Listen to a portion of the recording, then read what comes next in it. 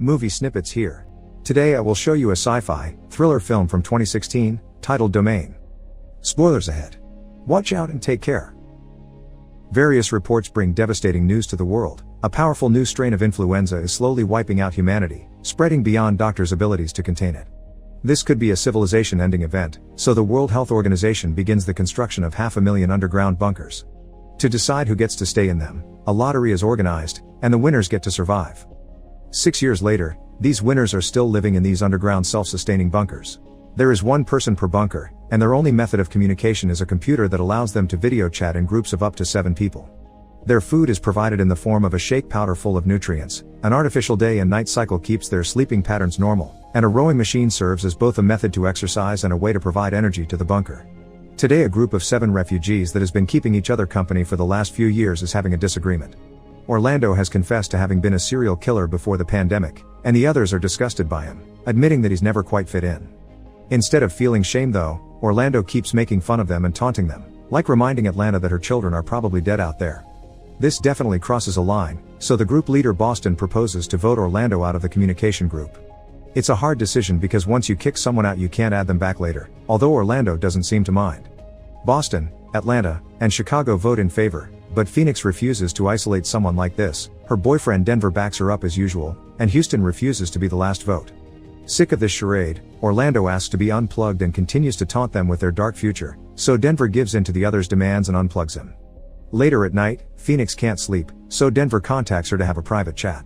She admits she doesn't feel comfortable judging others for their mistakes, so Denver reminds her that Orlando is still alright in his Florida bunker, he just can't talk to them. Both of them go back to bed after saying I love you and putting their hands together on the screen. 8 months later, Phoenix keeps having trouble sleeping because she dreams about her mother, and Houston's sleep cycle is messed up because his system is malfunctioning. Everyone is in a bad mood this morning, so some arguments erupt, but Atlanta ignores them in favor of praying, which for once Phoenix decides to join.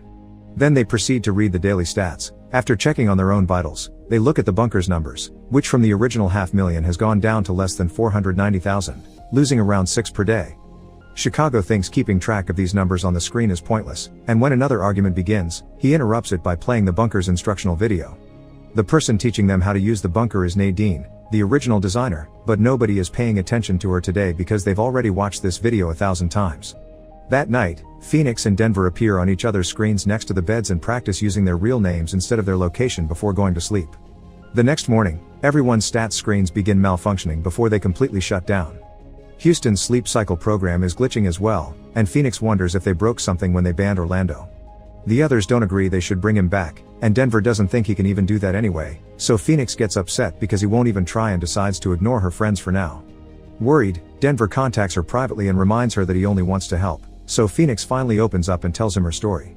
Her mother died way before the pandemic arrived, and Phoenix was in prison when she won the lottery. She never met her dad because he died when she was young, so her mother raised her alone, but that also meant Phoenix didn't see her much because she had to work. As a lonely teenager, Phoenix started to hang out with a bad crowd and got into illegal substances, which made her lie and steal a lot. She ran away when she was 17 and returned after outing, but she never stopped. One night she was feeling intoxicated and paranoid, thinking her mother had stolen her stash, so she grabbed a knife from the kitchen and killed her, only to later find her stash in her room where she left it. Now Denver understands why Phoenix has never been comfortable with banning Orlando, even if he thinks their crimes aren't on the same level at all. To help her feel better, he decides to start working on trying to lift the ban. It takes him a good amount of hours and it's late at night when he finally makes it work, but when he turns Orlando's feed on again, they find his bunker empty. They tell the others about it, and Boston gets angry that Denver and Phoenix acted behind their backs. Houston begins irrationally freaking out, thinking Orlando may be the one messing with his sleep cycle, but Phoenix thinks perhaps Orlando just tried to escape. Atlanta points out the doors are locked, but the truth is, none of them ever even tried the doors since they arrived at the bunkers. Phoenix thinks of trying to open her own door, but the others remind her it would be a bad idea because it could allow the virus to get inside. Sometime later, Phoenix and Boston have a private conversation about the whole deal. Phoenix thinks it was about time that things changed regarding the leadership of the group, and Boston thinks every day she sounds more like Denver, who he thinks is a creep. Denver reminds Boston of his dad, the kind of guy that looks friendly on the outside but it's actually all fake to hide the fact he could become a monster when he snaps. Phoenix thinks he's exaggerating, and she's sure she knows Denver well enough to tell he's a good person. However, after the conversation is over, she still feels a bit insecure, so she replays a few old videos of her and Denver having a good time together. Rewatching these private videos makes Phoenix wonder if Orlando had some recordings of his own too, so she asks Denver to try to access them. Denver does so, and the first few logs he finds are normal, just Orlando going through his daily routine. The last one though, is pretty chilling. Orlando is exercising, but suddenly the screen is filled with static and Orlando can be heard screaming, "Leave me alone." When the static goes away and his bunker appears again, the place is empty and the door is open. The video is 5 hours long, so Denver fast forwards to the end only to watch the door get closed. When they tell the others about this, a paranoid Houston begins rambling about Orlando being a mastermind that sent them to the bunkers while lying about the pandemic. Boston considers the possibility of the video being fake, which doesn't make sense, so while everyone argues, Phoenix proposes they should try to escape because obviously the bunkers aren't safe anymore. As always, Boston wants them to vote on it, but Houston isn't sane, so Atlanta thinks this isn't the time to make any decisions. Later that night, Phoenix begins examining every corner of the bunker more closely and finds a small panel on the wall that she tries to remove. Her work is suddenly interrupted by the computer showing everyone that Houston is hitting his head against the wall over and over, and then he starts laughing maniacally as he spreads the blood around with his hand.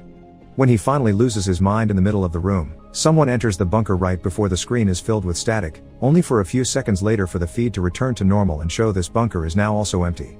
Phoenix runs to the door to see if there's anyone outside but finds nothing, and Boston is forced to admit they aren't safe anymore. After sharing her worries with Denver, Phoenix goes to sleep, only to hear someone enter her bunker.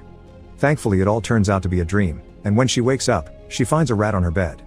Apparently, the little guy got inside by pushing the panel she had loosened up yesterday, so Phoenix decides to check it out. The panel itself says emergency vent, and when she puts her hand inside the hole, she finds nothing. The others check their walls and find the same panel with the same nothingness behind it, which doesn't make sense because they're supposed to be underground. Yet again, another argument begins. Phoenix takes over the leadership of the group and asks Denver to use the computer to see if he can contact other survivors while the rest of them begin examining the bunker more closely to see if they can find any possible exit points.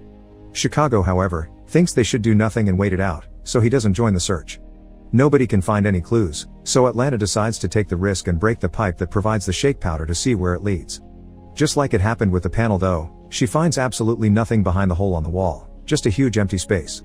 At that moment, her screen begins filling with static as someone enters her bunker, and the same thing happens. After a few seconds, the screen returns to normal and Atlanta is gone. Not being able to take this anymore, Chicago takes his blanket away, revealing all the shake powder he's been hiding in order to starve himself. Then he hangs the blanket on a pipe and uses it to end things for himself, leaving only Phoenix, Denver and Boston left. After taking a moment to put themselves together, Denver shares what he's found while looking around in the system. He's managed to access other people's logs outside their group, although it's just video with no audio. Most of them seem to be fine, but there is also a lot of death from people who, like Chicago, couldn't take the confinement anymore. The most shocking news, however, is the fact Denver only could find 1,000 feeds, not 500,000, which means there are only 1,000 bunkers and they've been lied to. Phoenix decides she wants to get out of there on her own terms instead of being abducted, and she has an idea. They can use the broken panels to cut the door wires, even if this could possibly leave them without food and oxygen. After she and Denver agree on a place to meet if they manage to get out, Boston asks for one last vote for the sake of tradition. Now they're ready, the three of them cut the wires, simultaneously activating an alarm but also getting to open the doors. The stairs outside take you nowhere, and for a moment they think they're trapped until they realize the wall with the stairs is also a door. When they open it, they come out into the same corridor, because they've been inside the same building all along. After Phoenix and Denver kiss for the first time, the trio starts investigating the place, discovering each door takes them to the different bunkers, which have always been next to each other. Eventually, they find a door that takes them to the roof of the building, and there they discover they're in a city that is functioning normally as if a pandemic had never happened. There are also 2 guards blocking the only exit, so Boston distracts them to give his friends a chance to escape. Phoenix wants answers though, so she and Denver enter a different part of the building filled with offices. When they find one that has a bunch of paperwork in it, Phoenix begins looking through it, and Denver finds a board with their group's pictures, showing them as convicts. That's how they're suddenly found by Nadine, who points a gun at them to keep them under control because she knows Denver is extremely dangerous. Phoenix demands an explanation, so Nadine admits this is an experiment and they're still in prison. The pandemic had been a lie, the news coverage they saw on TV was paid actors, and they moved the prisoners from their jails to the bunkers by slipping sedatives into their food. The reason why they've been removing the people from their bunkers is that they're shutting down the experiment, a consequence of the video showing the group banning Orlando getting leaked on the internet and reaching the national news. People were furious that these prisoners have been treated so nicely and with so much freedom, so the government heard their pleas and now soon everyone will be sent back to regular prison. Denver begins insulting Nadine for her lies, and Nadine in turn calls him her one mistake. Each prisoner was chosen according to an evaluation program that indicated it would be unlikely for them to reveal their stories, so Nadine could study how each of them created new identities to fit into the assigned group. Phoenix wants to know what her friends really are, so Nadine begins explaining. Orlando was a career criminal, in and out of prison all his life, and he had already confessed his murders. Houston was in a gang and responsible for 20 murders. Atlanta suffered postpartum depression and she drowned her daughters. Chicago was an addict and a street worker, he murdered many of his clients to rob them.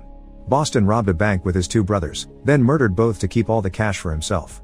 Lastly, Denver stalked and killed 11 women that he met on dating websites. Phoenix is disgusted by all this, but Nadine insists she did a good thing by giving them a better life than prison and a chance to put their pasts behind them, creating something new. Suddenly, more guards arrive and tase them both, so Phoenix wakes up later in her bunker. A mysterious man approaches her while she's in bed, but then Phoenix wakes up, realizing she was dreaming. Now she and Denver find themselves handcuffed to a couple of chairs, so they begin discussing what happened. Phoenix can't believe she trusted Denver, but he assures her he does love her, the same way he loved the women he killed. He's been suspicious of the experiment since she confessed her crime, together with Orland's confession and his own history. It hadn't been hard for Denver to put 2 and 2 together. He didn't say anything because he found it fun and fascinating to watch it all play out, so Phoenix calls him a sociopath, which Denver agrees with. Afterward, the guards take them back to the corridor, where the rest of his group is also waiting in front of their respective bunkers. Orlando begins calling out their hypocrisy as soon as he sees them, then he hits the guard behind him to steal his weapon. Unfortunately, this only causes the other guards to shoot in defense and kill him. Then, the remaining 5 from the original group are sent back to their bunkers, where they'll have to wait until arrangements are made to be sent back to their respective prisons. Chicago's body is taken away and all his stuff is trashed, but Phoenix finds 2 things in her room, the picture of her mother and the body of the dead rat. Subscribe to watch more videos like this. Turn on notifications. And leave a like, it really helps the channel out. Thank you for watching.